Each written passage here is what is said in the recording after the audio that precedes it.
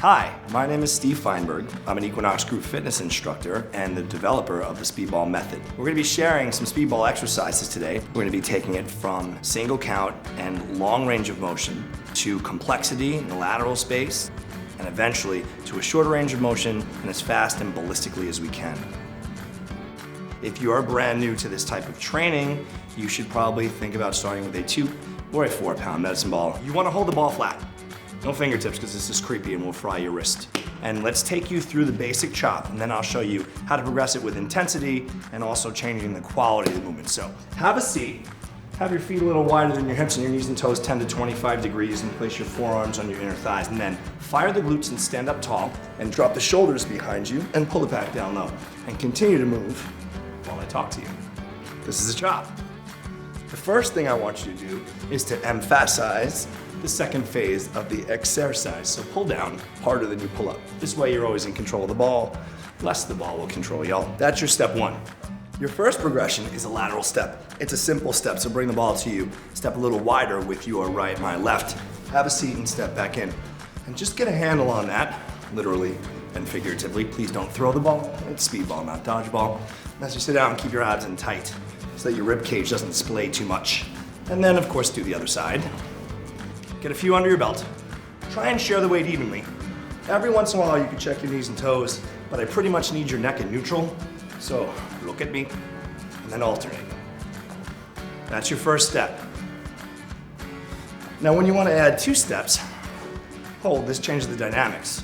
So it's outside, inside foot, and then back. So here's your locomotion, your lateral slide. And this is still in what we refer to as the aerobic quality of movement. It's still nice and even, da, da, da, da. Other side. A little more motion though. Now you can always add range of motion to your complexity to make your life more difficult / interesting, then alternate. So now I'm sliding all the way through. And I'm obviously taking up more room, but you only need 4 to 6 feet in your living room. It's fine. Now, if I want to ramp that up, what I do is I redirect, I break off the outside foot, which is the athletic quality. So I go and immediately come right back, exponentially more difficult. I can multiple that. This is where we start to get into interval training. Can't do this for long. Other side. Medicine ball starting to feel a little heavy. Yeah, I know, mine too. And I can break side and stop.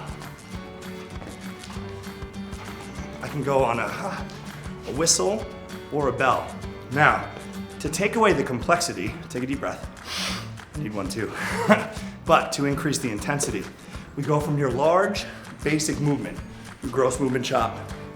We limit the range of motion slightly, and we increase the tempo so it becomes metabolic. So I'm here.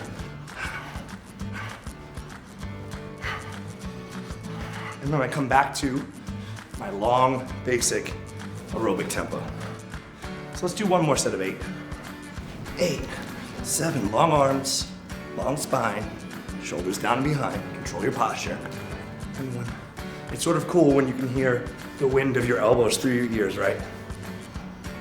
And place it down, roll up, and give your shoulders a couple of rolls.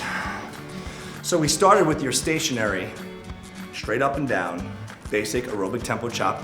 We added lateral motion and complexity, and we reversed the flow so that there was more core musculature engaged. And then finally, we explored the redirective quality of motion, which is what athletes need on a field or a court. And of course, our full-on tempo assault. That's how to take a chop from Joe to pro. Thanks for being with us. Have a great workout.